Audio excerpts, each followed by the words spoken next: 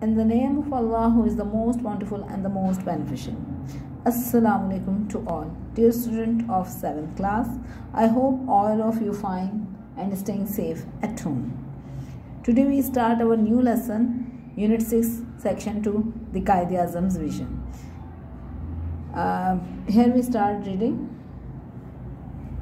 The Quaid-e-Azam's Vision. Quaid-e-Azam का नज़रिया. Unity is one quality that make a country strong and prosperous. इत्तेहाद ही आपकी एक वो बेहतरीन क्वालिटी जो किसी कंट्री को मजबूत और खुशहाल बनाती है. When different people live together in one country, जब मुख्तलिफ किस्म के लोग एक कंट्री में रहते हैं, they can live in peace and harmony only if they are united. वो जब ही इत्तेहाद और मोहब्बत के साथ, जब वो हमआहंगी और अमन के साथ रहेंगे, जब भी वो एक मुल्क में मुत्तहिद रह सकते हैं. अदरवाइज़ ये इम्पॉसिबल है. यानी एक मुल्क की तरक्की और उसकी खुशहाली का राज इसी में मुमकिन है कि वहाँ पे चाहे किसी भी मज़हब के लोग रहते हो, मुख्तलिफ मज़हब के लोग भी, मगर वो रहें पीस, अमन के साथ और एक दूसरे के साथ हमआहंगी के साथ. तभी वो मुल्क भी तरक्की कर सकता है और लोग भी मुत्तहिद रहेंगे तो तरक्की कर पाएगा. On 11th August 1947, Quaid-e-Azam Muhammad Ali Jinnah delivered a historic speech in the Constituent Assembly. 11 अगस्त 1947 को Quaid-e-Azam ने एक तारीखी खिताब दिया था कॉन्स्टिट्यूंट असेंबली में, डिस्क्राइबिंग द प्रिंसिपल, जिसमें उन्होंने उसूल बताए थे, that should guide constituent assembly, जो कि गाइड करते जो असेंबली थी उसकी गाइडेंस के लिए बताए थे, but also the succeeding generation of Pakistan. ये लेकिन ये साथ साथ उस जनरेशन जो पाकिस्तान की, वो जनरेशन जो उस वक्त जिन्होंने सक्सेस हासिल की थी पाकिस्तान की कामयाबी की, उनके लिए भी थे. ना सिर्फ ये असेंबली के थे बल्कि ये उन लोगों के लिए भी था. If Pakistan is to become a progressive country, अगर आप पाकिस्तान को एक तरक्की याफ्ता मुल्क बनाना चाहते हैं, the Quaid-e-Azam vision should be our guide. तो हमें ज़रूर गाइडेंस कहाँ से मिलेगी? Quaid-e-Azam के नज़रिए से. Here is a part of the speech. यहाँ पे हम एक पार्ट पढ़ेंगे, जो स्पीच का एक हिस्सा है वो पढ़ेंगे, which is as relevant today as it was in 1947. और ये इतना ही आज के जो प्रॉब्लम है इतना ही रेलिवेंट है ये, मतलब कि इतना ऐसे मुतल्लिका है उसके साथ, ऐसे जुड़ता है. जो आज के हालात हैं, जो आज के जो प्रॉब्लम है पाकिस्तान फेस कर रहा है, इसी तरह के सेम हालात उस टाइम पे मौजूद थे. तो जो Quaid-e-Azam ने उस टाइम अपनी गाइडेंस दी है, वो जो उनकी गाइडलाइन है, अगर हम वो आज भी अगर अप्लाई करते हैं तो हम कामयाबी हासिल कर सकते हैं. Mister president, ladies and gentleman, Quaid अभी अपना खिताब करते हुए कह रहे हैं कि मिस्टर प्रेसिडेंट, लेडीज़ और gentleman, I cordially thank you, मैं बहुत दिल से आप लोगों का थैंक्स करता हूँ, विद अटमोस्ट सिंसियरिटी, बहुत ज़्यादा इंतहाई मुखलिसाना, for the honour you have conferred, मैं उस ऑनर के लिए जो आपने एजाज़ मुझे दिया, upon me by electing me as your first president, जो आपने मुझे पहला प्रेसिडेंट मुंतखब करके जो मेरे ऊपर एतमाद दिखाया है. आई सिंसियरली होप, मुझे उम्मीद है, that with your support, कि आपकी सपोर्ट के साथ, we shall make this constituent assembly an example in the to the world. मैं आपकी गाइडेंस और मैं आपकी सपोर्ट के ज़रिए इस बात को मेक श्योर करता हूँ कि मैं इस कॉन्स्टिट्यूंट असेंबली को एक एग्जाम्पल बना दूंगा दुनिया के सामने. The first duty of government is to maintain law and order. Quaid फरमाते हैं कि पहली ड्यूटी गवर्नमेंट की, हुकूमत की, कि वो मेंटेन करे लॉ एंड ऑर्डर, उसूल व कवानीन को मेंटेन करवाए, so that the life, property and religious beliefs of its subjects are fully protected by the state. तो इससे ये होगा कि जो आपकी प्रॉपर्टी है, आपकी जो रिलीजियस बिलीव्स हैं, जो आप चाहे आप जिस भी मज़हब से ताल्लुक़ रखते हो, वो फुली प्रोटेक्ट होंगे स्टेट के ज़रिए, रियासत के ज़रिए. Now, if we want to make this great state of Pakistan happy and prosperous, we should wholly and solely concentrate on the well-being of the people. अगर हम पाकिस्तान को एक अच्छी स्टेट, एक खुशहाल और एक खुशहाल स्टेट बनाना चाहते हैं तो वी शुड, हमें मुकम्मल क्या करना होगा, हमें मुकम्मल और सिर्फ कंसंट्रेट करना होगा उन चीज़ों पे कि किस तरह हम लोगों को खुशहाल बना सकते हैं, वेलबींग कर सकते हैं, specially of the messes and the poor. Specially हम किसको, अवाम को और जो पुअर हैं मुल्क के उनको। If you will work in cooperation, अगर हम कोऑपरेशन के साथ काम करेंगे, एक दूसरे के ताउन के साथ, फॉर गेटिंग द पास्ट, माजी को भूल कर, burying the hatch, you are born to succeed. जो तमाम अपनी जो भी आपकी आपस में जो लड़ाई झगड़े थे उसको दफन करके और एक अच्छा बॉन्ड बनाएंगे जो सक्सेस के लिए हमने सक्सेस हासिल की है उसके साथ। If you change your past and work together, अगर हम अपने पास्ट को चेंज करके एक साथ काम करेंगे, in a spirit that everyone of, इस स्पिरिट के साथ कि हर एक जो है इस स्पिरिट के साथ अगर कि हम सारे लड़ाई झगड़े ख़त्म करके और इस स्टेट के लिए काम करें और एक हो जाए और तो ये मुल्क तरक्की कर जाएगा।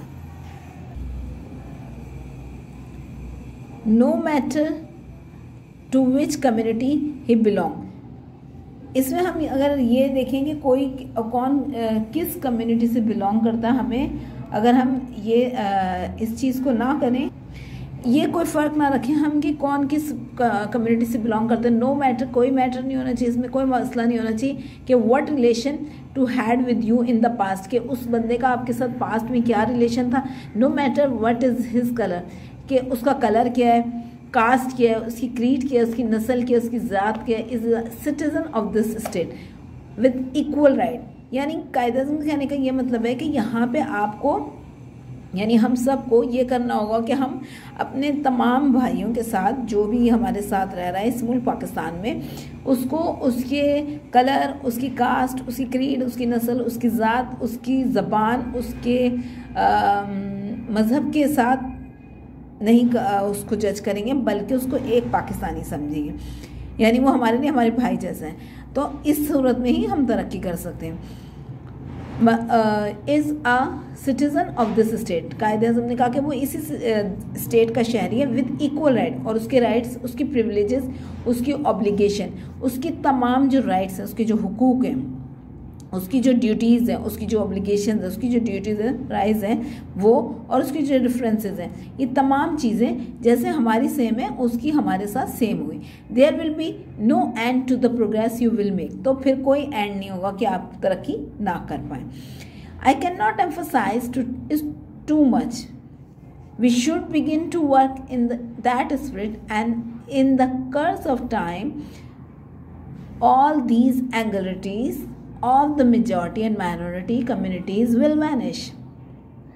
कायदे-ए-आज़म ने कहा कि कायदे-ए-आज़म ने यहाँ पे बहुत ज़ोर दिया और कहा कि हमें स्टार्ट करना होगा इस रूह के साथ कि हमने आपस में जो भी हमारी जो इख्तलाफात हैं, डिफरेंसेस हैं, हमारे एंगुलरिटीज़ हैं, हमारे मेजॉरिटी माइनॉरिटी के वो और कम्युनिटीज़ के, वो ख़त्म करने होंगे। बिल्कुल, indeed if you ask me, अगर आप मुझसे पूछें, this has been the biggest hindrance, तो अगर आप मुझसे पूछें तो ये बहुत बड़ी अचीवमेंट होगी in the way of India to attain freedom and independence, कि ये जो आपने फ्रीडम हासिल की है इंडिया से, and but for this we would have been free people long ago, और हम एक आज़ाद पीपल के तौर पे रह सकेंगे। No power can hold another nation and especially a nation of 400 million souls as subject। कोई भी पावर जो कोई भी ताकत है वो होल्ड नहीं कर सकती किसी भी नेशन को जो इतनी बड़ी तादाद में हो।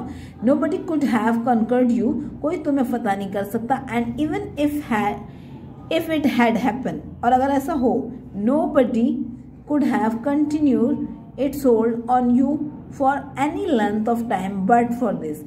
यानी हम अपनी गलती के ज़रिए ही अपने ऊपर किसी को मुसल्लत करवा सकते हैं, अदरवाइज कोई आपके ऊपर मुसल्लत नहीं हो सकता। Therefore we must learn a lesson from this, तो इसलिए हमें लेसन, इससे ही सबक सीखना होगा। You are free to go to your temple। Quaid-e-Azam ने कहा मज़ीद कि आप आज़ाद हो कि आप अपने टेम्पल्स में जाओ, मंदिर में जाओ। You are free to go to your mosques, आप अपनी मस्जिद में जाओ, और to any other place of worship, और चाहे किसी और प्लेस ऑफ वर्शिप में इबादत की जगह पे जाना चाहते हैं। In this state of Pakistan you may belong to any religion और कास्ट और क्रीड, आप चाहे किसी भी मज़हब, नस्ल, ज़ात से ताल्लुक़ रखते हो, that has nothing to do with the business of the state. ये मतलब स्टेट, रियासत का ये काम नहीं है कि वो ये मालूम करता फिर कि कौन किस मज़हब से बिलोंग रखता है तो फिर वो अकॉर्डिंग उसके, अगर वो मुसलमान है तो वो पाकिस्तानी है, अदरवाइज़ नहीं, ऐसा कुछ नहीं है। आप चाहे किसी भी मज़हब से ताल्लुक़ रखते हो, अगर आप पाकिस्तान में रहते हो तो आप पाकिस्तान के शहरी हैं, पाकिस्तान की सिटीजनशिप आपको मिल जाएगी और आप इसमें एक आज़ाद शहरी की हैसियत से रह सकते हो और इसकी तरक्की के लिए काम कर सकते हो। Well gentleman, I do not wish to take up any more of your time and thank you again for the honour you have done me. Quaid-e-Azam ने इसके बाद जेंटलमैन का शुक्रिया अदा किया और उन्होंने कहा मैं आपको मज़ीद टाइम नहीं दे रहा हूँ, बल्कि मैं इस ऑनर के लिए बहुत शुक्रगुजार हूँ आप लोगों का। My guiding principle will be justice and complete impartiality.